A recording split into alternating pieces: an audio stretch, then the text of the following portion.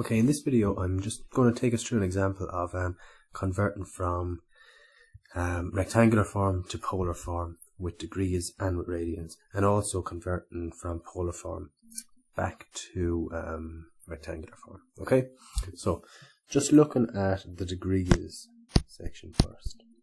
Alright, if I have a complex number, let's say it's here, and I'm going to write that in polar form, what I will be doing is I'll first of all find out the distance the complex number is from the origin, and then I would be looking at what the angle, I suppose what angle it is from the start point, which is here.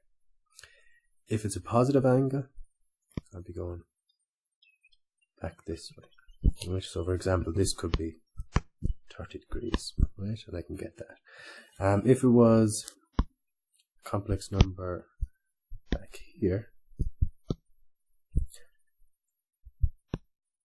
I would find out first what this angle is, and then I would take it away from 180, and that would give me this angle.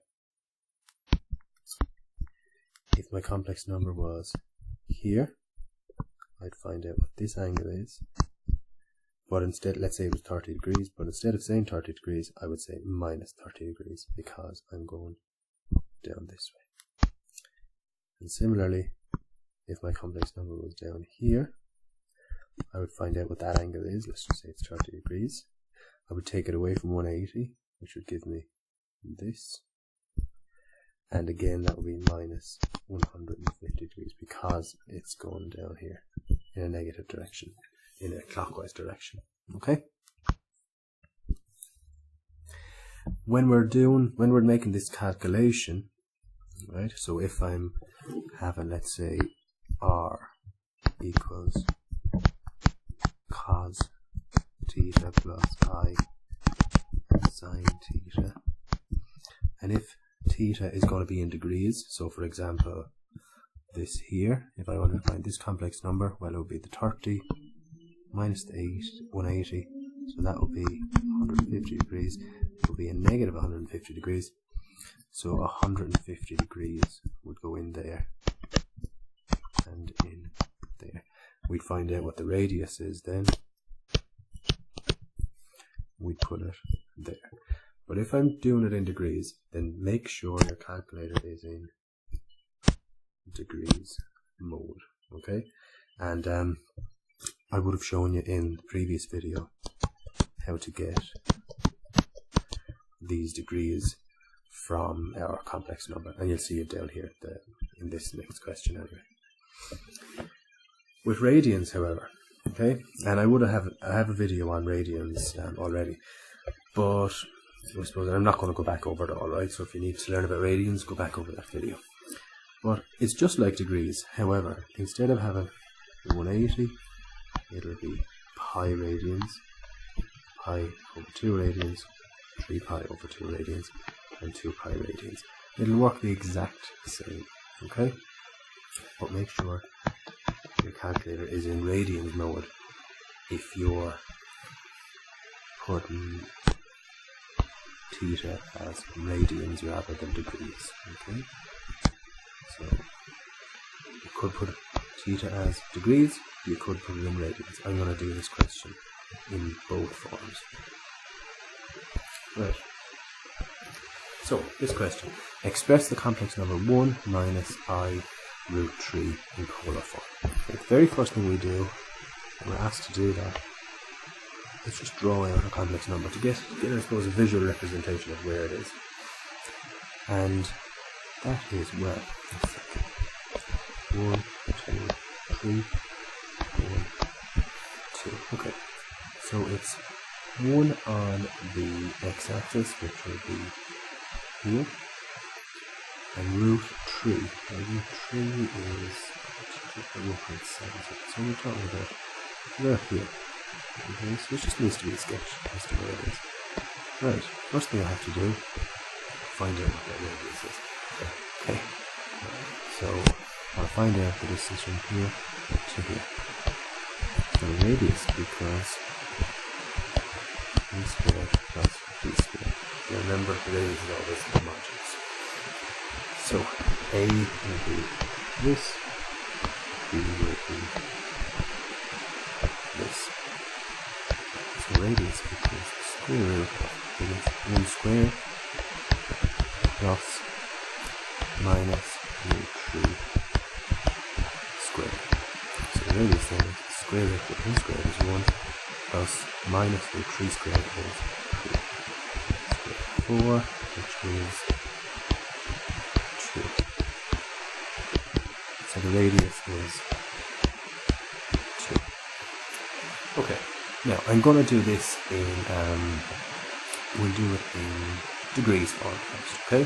So we get our calculator in degree mode, my calculator is in degree mode, and here is how I find out then this angle theta is. We want to find out what this angle is.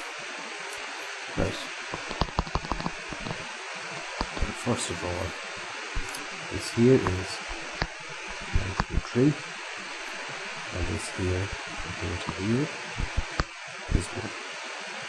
So looking at this triangle, I'm getting the tan inverse. Tan is opposite over adjacent.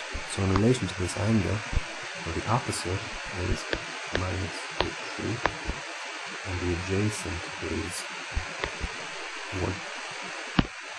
So we want to change this into degrees, so we can shift tan minus root 3 all over 1, and that will give us minus 60 degrees. So that here is 60 degrees, and theta. Remember, we're going anti-clockwise, so it's minus 60 degrees. Okay, so I have theta equals minus 60 degrees. So, this is how I write it in polar form. So, radius is 2,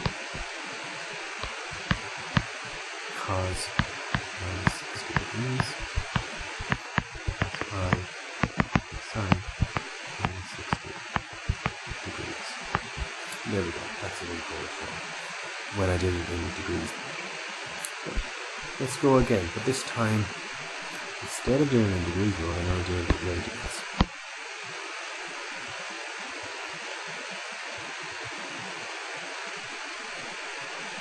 Okay, but finding modulus and radius is the exact same. Very similar when I'm finding in radius. Again, this is minus root 3, and here is 4. Tan the opposite over adjacent. Tan inverse here, and then the tan inverse of minus root 3 over 1. However, this time I get my calculator in radians here, and that will give me minus 1/3 pi. So, the angle theta is minus 1/3 pi. So all I do, I have radius which is 2, cos minus 1/3 pi,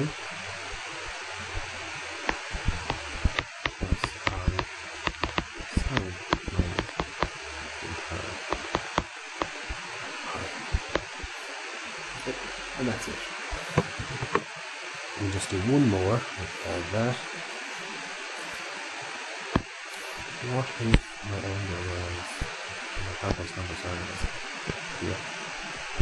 So what if it was minus 1? So minus 1 here, and minus 3 here. Okay, let's do that. My radius is still the same. My theta, however, let's see. I have my tan inverse opposite is minus 3. The adjacent is minus 1, which is 3 over 1, which is positive 1 pi. But remember, that is for that angle. And what I want is for this angle. So all of that from here to here is pi. So for me to get from here to here, I will take this away from pi. So I'll have pi minus pi, which equals 2/3 pi. Okay, so that angle here, from here to here, is 2/3 pi. And remember, we're going that way, which is negative, so I have a negative 2/3 pi. So theta equals negative 2/3 pi. So writing it out in polar form then, radius multiplied by cos theta plus I sine theta will be 2 multiplied by cos minus 2/3 pi plus I sine minus 2/3 pi. And that's that done. Okay, last one then. This time we're going from polar mode to rectangular mode. This is rarely asked in the leaving cert because it's so easy, okay, but we'll do it anyway. So here's all I do. 12. Now this here is in radians. We know it's in radians because there's no degrees here, it's all in pi. So as soon as I see that, I transfer my calculator to radians mode. And all I do then is I type in cos pi over 6, and I get 3 over 2 plus I sine pi over 6 will give me a half. If I multiply each by 12, I will get 6 root 3 plus I, 6i. 6i. Okay, and that's it. If you want to change this into, like, just your, I suppose, number in normal form, you can just type it into the calculator. So 6 root 3 will give you 10.39 correct 2 decimal places plus 6i. Okay, but that's generally, we leave it in sort form. Okay. If then it's in degrees form, we change our calculator to degrees format. So I'm going to do that now. That's done. So very simple. 5 cos of 30 then. Cos 30 equals root 3 over 2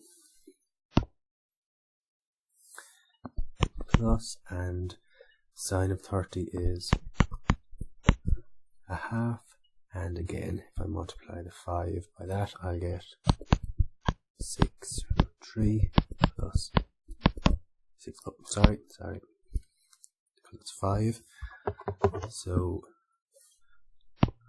it's actually 5 root 3 over 2 plus half, which will be 2.5i. Okay, and if you wanted, you could change this into just your normal number in what we usually have, which would be, just do it here, so 4.33 corrected to the decimal places Okay, but generally, as I said, we leave it in solid form. Okay, I hope that helped, guys.